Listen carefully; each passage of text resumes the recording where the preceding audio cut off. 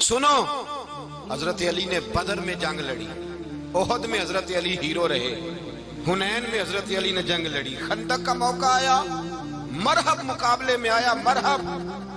حضرت علی رضی اللہ تعالیٰ عنہ فرماتے 1000 کے مقابلے میں وہ لڑا کرتا تھا، میرے مقابلے میں آیا تو کہنے لگا بھتیجے تجھے پتہ ہے میں مرحب ہوں، میں مرحب ہوں، تجھے پتہ ہے کیسے مقابلہ کرو گے، تمہیں پتہ ہے؟